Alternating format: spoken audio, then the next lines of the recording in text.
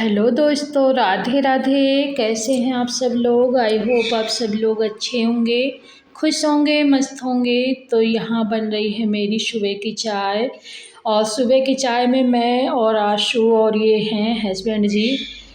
आशु आज स्कूल नहीं गई है क्योंकि 8 तारीख से ना उसके एग्ज़ाम हैं।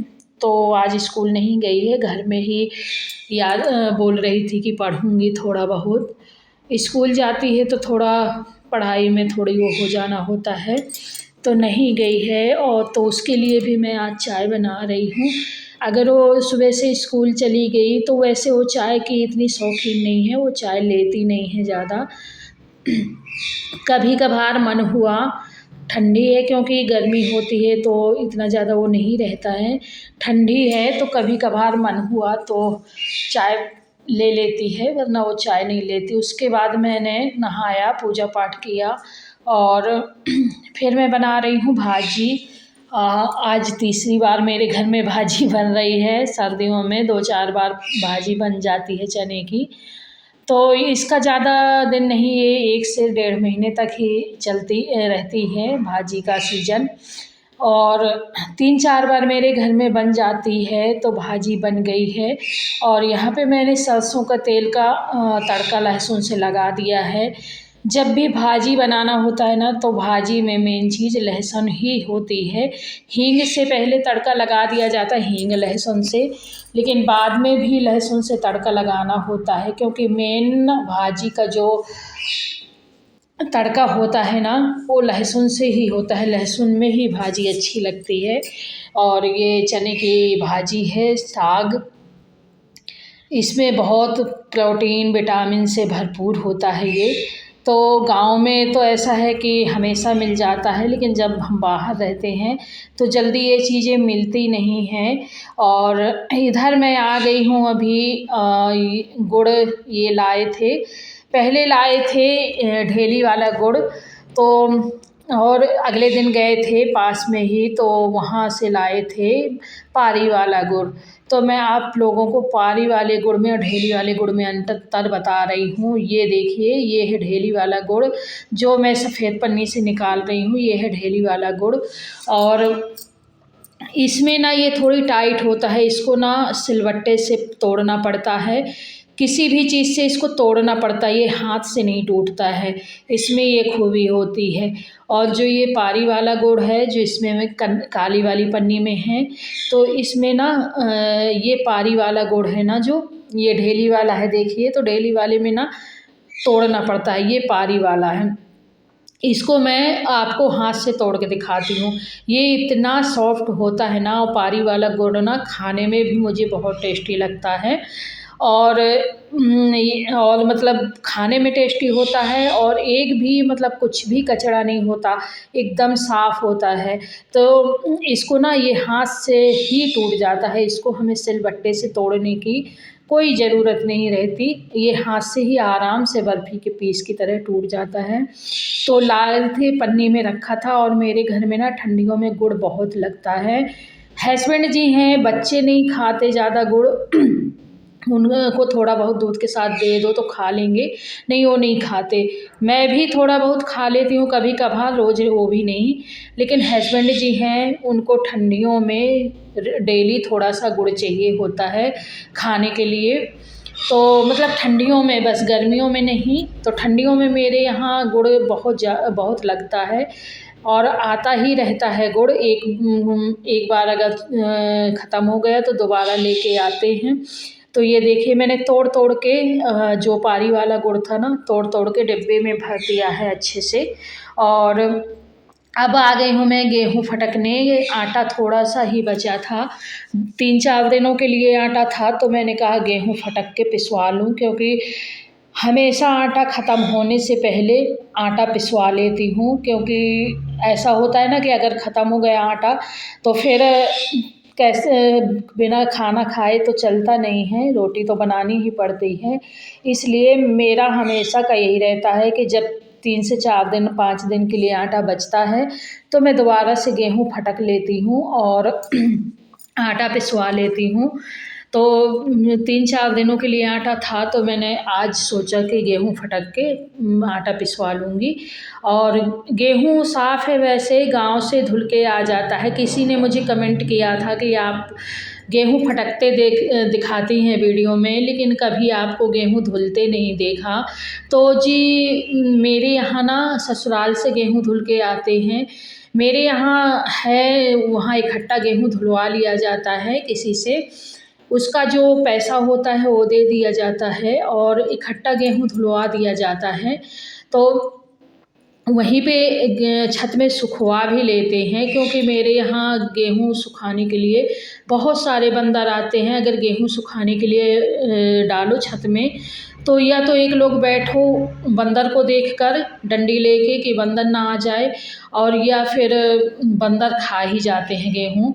तो ज़्यादातर ऐसे ही होता है कि गाँव में धुलवा लेते हैं, वहीं की छत में डाल के सुखवा लेते हैं।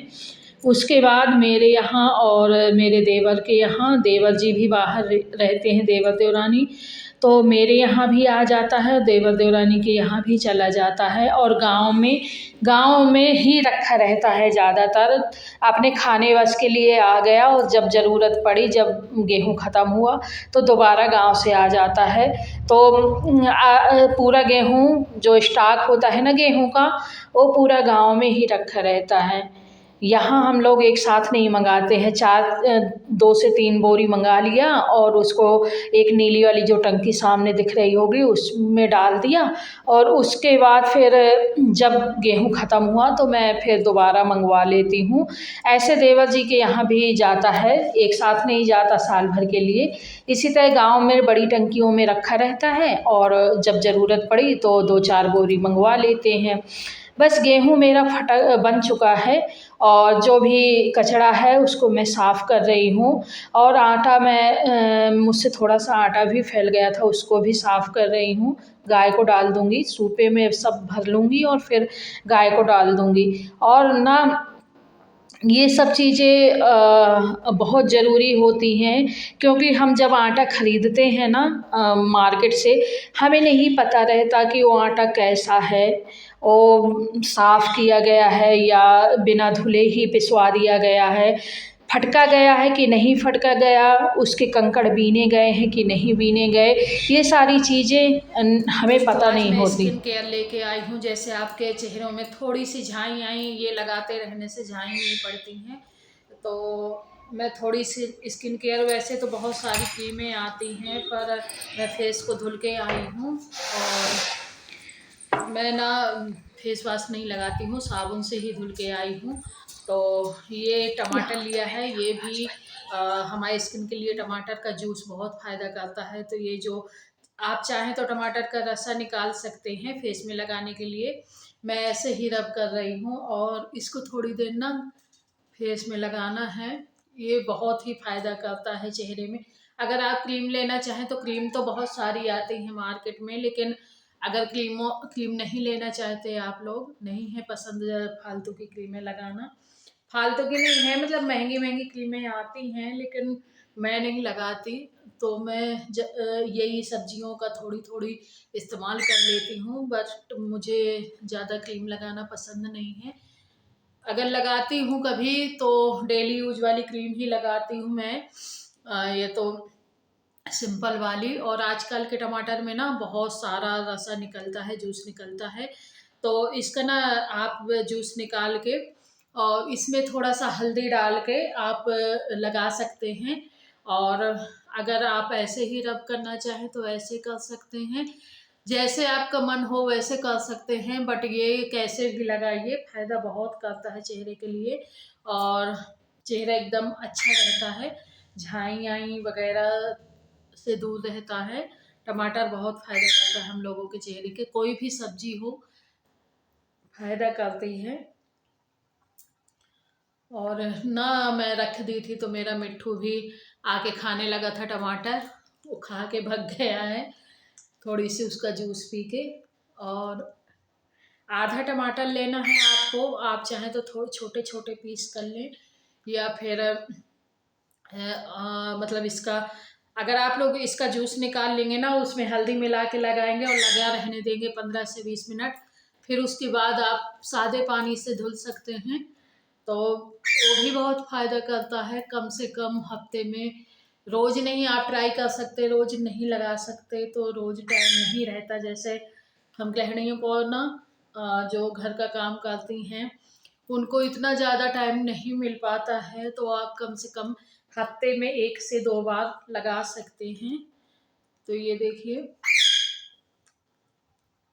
मिट्ठू मेरा यहीं बैठा है पर्दे में और शोर मचा रहा है, तो प्लीज़ इग्नोर कीजिएगा, क्योंकि पक्षी है, उसको तो मना नहीं कर सकते ना कि शोर मत मचाओ, वीडियो बना रही हूँ मैं, तो वो तो मचाएगा ही।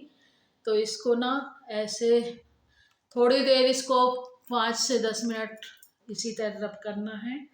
उसके बाद सादे पानी से मतलब 5 से 10 मिनट इसको ऐसे रब करना है, और उसके बाद ना 5 मिनट के लिए छोड़ देना है। तो जैसे ये सूख जाएगा, ऐसे तुरंत नहीं धुल लेना है कि इसको रब करने के बाद तुरंत ही धुल लेते हैं। इसको 5 से 10 मिनट ऐसे ही टमाटर को रब करना है।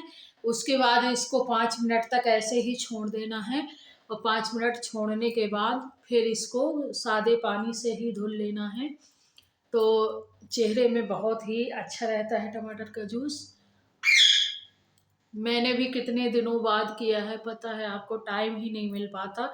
सोचूंगी रोज कि चलो आज कर लूंगी, आज कर लूंगी, और लेकिन अब टाइम नहीं मिल पाता है। सुबह से घर के सारे काम हो जाते हैं, फिर मतलब मेरे घर में ना 3 बजे के पहले फ्री नहीं होती। उसके बाद फिर थोड़ा सा लगेगा कि धूप सेक आऊं, क्योंकि धूप में बैठना मुझे अच्छा लगता है। ठंडियों में, गर्मियों में नहीं, गर्मियों में तो धूप बर्दाश्त नहीं होती, ना ही गर्मी बर्दाश्त होती है, लेकिन ठंडियों में ना धूप सेकना मुझे बहुत अच्छा लगता है। तो मैं दोपहर में काम से फ्री हो जाती हूँ, तो थोड़ी देर में आलस कर जाती हूँ कि कौन ये करे, जाके थोड़ी देर धूप सेक आती हूँ, तो धूप में चली जाती हूँ। और ये ना मुझे बचपन से ही आता था कि टमाटर के बारे में पता था, और मैं हमेशा ट्राई करती थी। पहले तो बहुत ट्राई करती थी इन सब चीज़ों को, स्किन केयर, हेयर केयर बहुत ज़्यादा करती थी।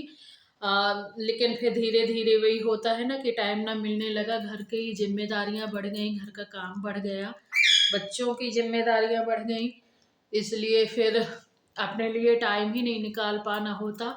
अपने लिए कभी कभार टाइम निकाल पाना होता है। तो जितना भी आपको टाइम मिले, कभी कभार टाइम मिले, उतना ही करिएगा। और चलिए, फिर मैं इसको ना 5 मिनट के लिए छोड़ दूंगी, और फिर उसके बाद मैं सादे पानी से धुल लूंगी। तो मेरा ब्लॉग अगर पसंद आए तो प्लीज़ लाइक करिएगा, शेयर करिएगा, सब्सक्राइब करिएगा।